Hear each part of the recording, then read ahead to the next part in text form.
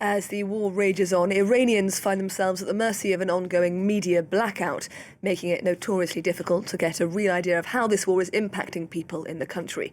As the country marks the start of Nowruz, the Persian New Year, we can talk to Borzou Daragahi, independent journalist and also author of the newsletter Badlands. Thank you very much for speaking to us here on Around the World today. Firstly, just how much contact can Iranians have right now with the outside world? And similarly, how much can we outside of Iran know about exactly what's happening inside? Well, I think that it is possible to get some information out. The Iranian regime is distributing what they call these white SIM cards. That is, SIM cards that bypass the restrictions on the internet to regime loyalists, also people who are willing to pay a significant amount of money. Now, these SIM cards are also heavily monitored, so you have to be careful what you say and what you distribute through those. We are getting some footage. We are getting some scenes of normal life from credible people, from some Instagram accounts that I follow are showing scenes of life. And it does seem like people are getting ready for this very important holiday, the most important on the Iranian calendar. They're, shopping, they're getting food ready. They're in Tehran. Many people have left to go to the countryside, fearful of attacks like the one you're showing now, that have hit apartment blocks.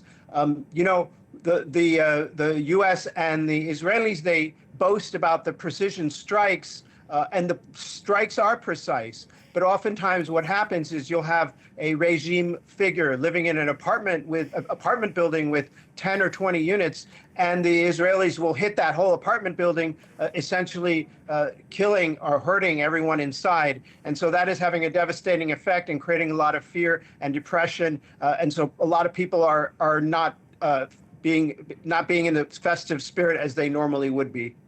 I'd like to talk a little more about this now weeks-long near total media and internet blackout. What are the practical but also the psychological impacts of such a sweeping move by the Iranian regime? Well, I mean, practically, it means that it's hard to get information from the normal sources that we get information from.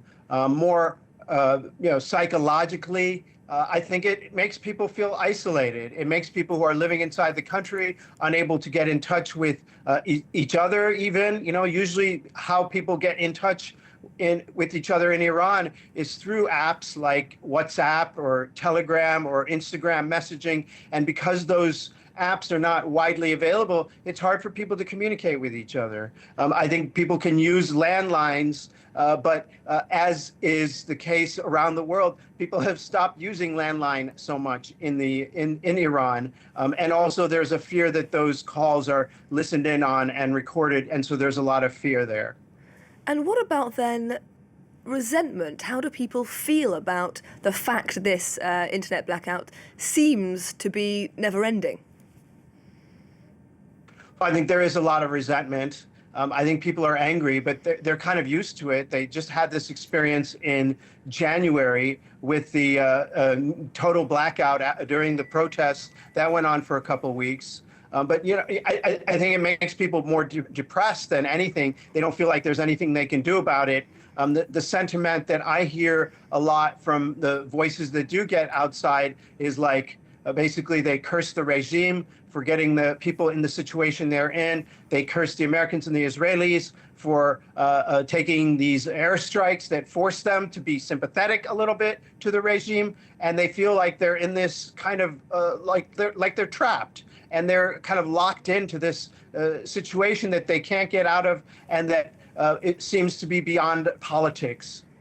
Now, you say that people in Iran feel trapped between these two sides, the regime on one side and Israel and the US on the other. We have heard various attempts by US President Donald Trump, also the Israeli Prime Minister Netanyahu, to frame this as a chance for the Iranian people to take control of their own country. How do Iranians feel about that liberation narrative?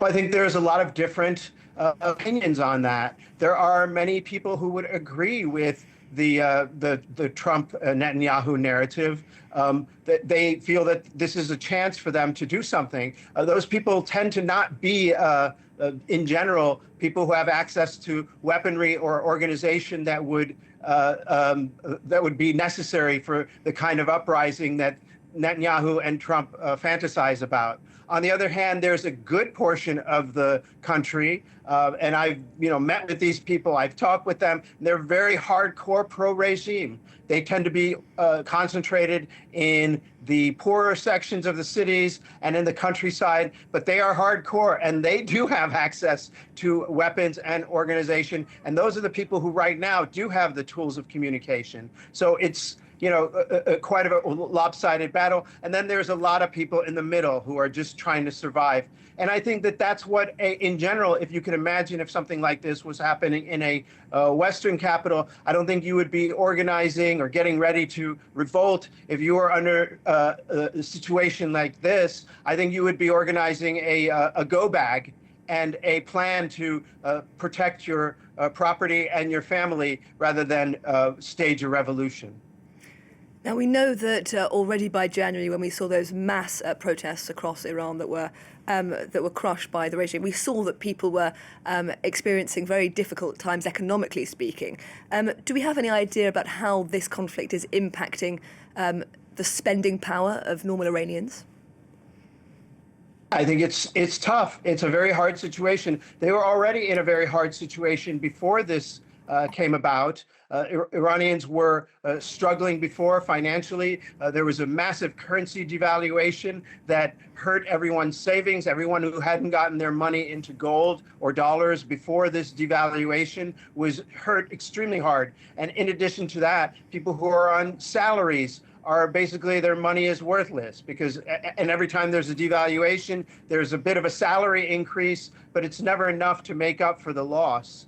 And so, yeah, there's a real struggle and people are just getting by and sometimes they're not getting by. And it's always been like this. It's been like this for years and years now, since the maximum pressure campaign, since the exacerbation of the Iranian regime's mismanagement of the economy. There's been struggles among people and a struggle to live and survive.